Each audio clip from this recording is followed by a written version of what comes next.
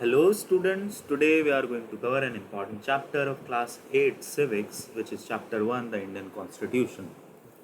Now before starting the chapter, let me introduce myself a little bit. I am Raghav Daksh, currently pursuing history honors from University of Delhi, College of Vocational Studies. Now let's dive into the chapter. So let's understand what is constitution. So a constitution is like the rule book of a country, just like every game has rules. So you see, if you play any game like cricket, football, hockey, etc., they all have a set of rules which the player needs to follow. Similarly, a country needs constitution because constitution lays out certain rules which the government needs to follow. Okay, so the rules help define how the game or society is played or functions. So it helps in the functioning of government, the functioning of country as the society of the country. These rules are called constitutive rules. Okay, a constitution is a written document that contains the fundamental principles and rules of a society or country. So in simple words, we can understand that constitution is a written document that contains all the fundamental rights, which are fundamental principles, which are right to freedom, equality, etc., and rules of a society and country. Now, why does a country need a constitution? So, it lays out ideals. The constitution sets the vision and values of a country. It defines the nature of society, example, democratic, equal, or secular, etc. So, to understand the nature of society, how the society is in the country, and different societies need different set of rules to follow them and to govern, to work, because in India we see that the society is democratic, where and what is democratic, where people are allowed to criticize the government, where people are allowed to speak up and represent themselves in the government. So there are equal rights. The state is secular. Secular means where multiple religion or multiple people from different backgrounds coexist. So what constitution does, it defines the nature of society.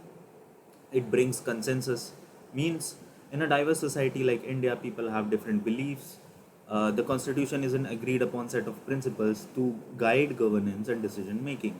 So what does this mean? This means that it brings consensus in a diverse society where different background people coexist. People have different beliefs. Like in India, the constitution is an agreed upon set of principles to guide governance and decision making. So according to the society's nature, constitution defines how the society should work, how the decision making should be done by the government. So next, it defines the political system. It decides how the government will be structured. So it's the same, that how the government should govern the society, how it should structure its plans. Like for example, Nepal changed from monarchy to democracy in 2015 and needed a new constitution. So this was something. Now it limits the government power. What does this mean? This means that it prevents the misuse of authority by political leaders, ensures checks and balances, especially in democracies. If we talk about democracy, we can consider a society like India. So it prevents the misuse of authority. That government cannot take any decision against the people's or the society's will. Okay, so there needs to be representation. Protects fundamental rights. Every individual has its own rights, such as equality, freedom, and justice. Prevent discrimination based on religion, caste, gender, race, etc. It protects minorities, prevents the domination by the majority, protects both intercommunity, one community dominating another, and intra-community within the same community oppression. So what constitution does, it prevents the discrimination against the oppressed community or the minority, we can say. It guards against harmful decisions. It stops people from taking emotional or harmful decisions like supporting dictatorship due to dissatisfaction of democracy. Ensures core democratic principles remain intact. So it guards the harmful decisions, that not everyone is allowed to take their stand if it hampers others, if it harm others. sovereignty, or if it harms others' freedom. So constitution protected. Now let's understand the making of Indian Constitution, how the Indian Constitution was made. You need to understand the timeline. So in 1934, Indian National Congress demanded a Constituent Assembly. In 1946 December, Constituent Assembly was convened in 1946. Between 1946 to 1949, Constitution was drafted over 3 years. It took 3 years to draft. Now, who drafted it? Dr. B.R. Ambedkar. He was the chairman of drafting committee, he is also known as father of Indian Constitution. Now, the members were influenced by freedom struggle, aiming to create a democratic and just society. Okay, so the members who were drafting the constitution, they were influenced by freedom struggle, and some were the part of it. So they aimed to create a democratic and just society because they all were oppressed. They all were dominated by British. So they fought for their freedom, and when they finally got the freedom, they decided to create a democratic and just society. So I have pasted a picture here. You can see. So the discussion is taking place in this. Now, what are the challenges while drafting the constitution? See, one of the most important challenge that was in India was the diversity. Diversity in languages, religion, and culture. Because India is a cultural rich country. The ongoing partition and violence between India and Pakistan was a challenge. Because when the independence took place, the partition also took place. So the inner conflict between the inner conflict in the country against the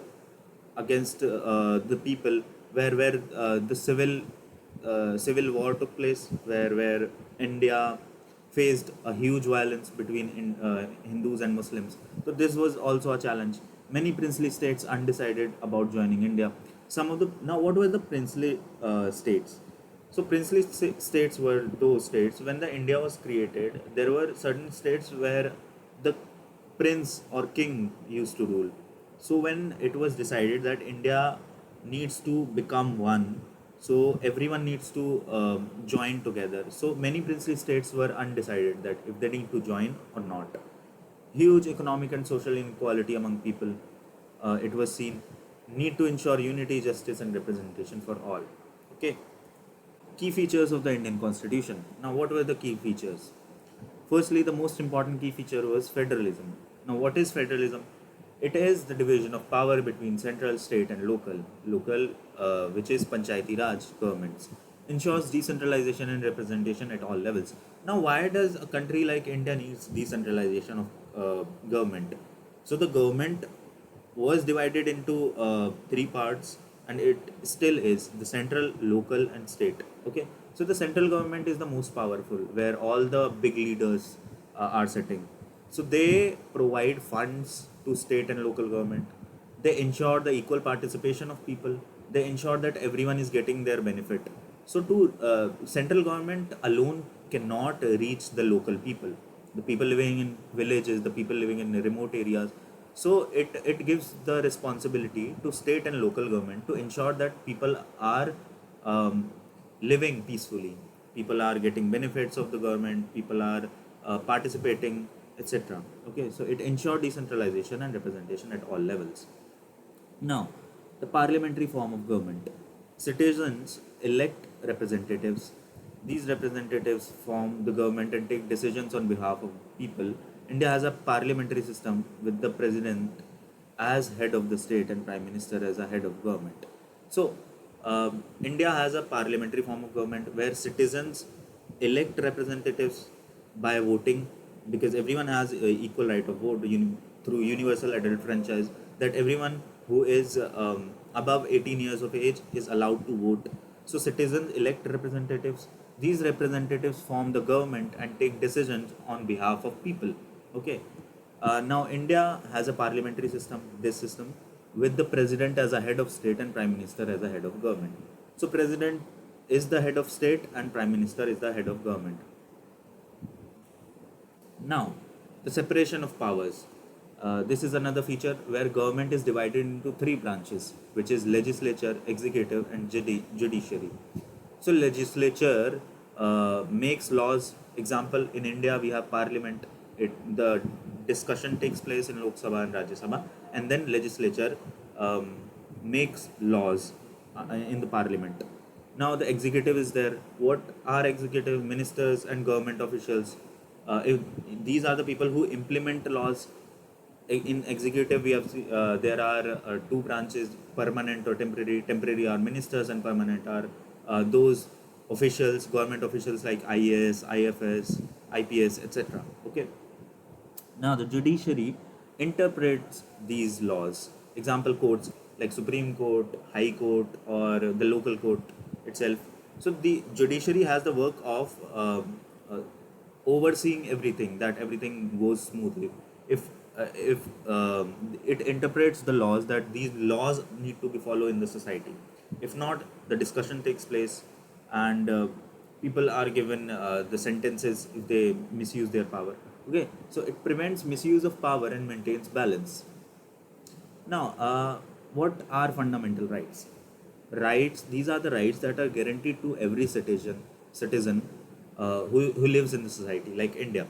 So, Constitution lays out for certain fundamental rights, such as rights to equality, right to freedom, right against exploitation, that no one can exploit, right to freedom of religion, everyone has right to follow their own religion, cultural and educational rights, right to constitutional remedies. It protects individuals from the government and society. Now, let's understand what is secularism in this context. The state has no official religion. Every citizen is free to practice any religion. The government treats all religion equally. So, secularism is uh, the most important thing in our country, because not every country has people from different background, from multiple background, that follow uh, every religion. Because in India we see there is Hinduism, there is Christianity, there are Muslims, there are Sikhs, um, Christians, etc. So the state has no official religion. You can follow any religion you want to. Every citizen is free to practice any religion if he wants to. The government treats all religion equally. So this is the good thing about India. Now, in conclusion, let's see the conclusion. We are at the end of the chapter. So, the Indian Constitution is a visionary document that ensures democracy and equality, respects diversity, provides socio-economic justice, empowers citizens through representation. It is the foundation for the functioning of the Indian democracy and society. So, Indian Constitution is a visionary document that ensures that everyone has equal rights. Everyone, there is democracy. People are allowed to represent themselves in the government, and everyone has equality. Uh, India respects diversity according to the constitution. That there is diverse background. Multiple people are respected in our country. It's not like that a single religion is dominant. If there is, we respect every religion in our country. Provides socio-economic justice, empowers citizens through representation.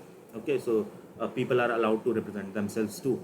So it is the foundation for the functioning of the Indian democracy and society. So yeah, this was all about chapter. I hope you liked it. If you have any doubts, you can ask in the comment section. Thank you.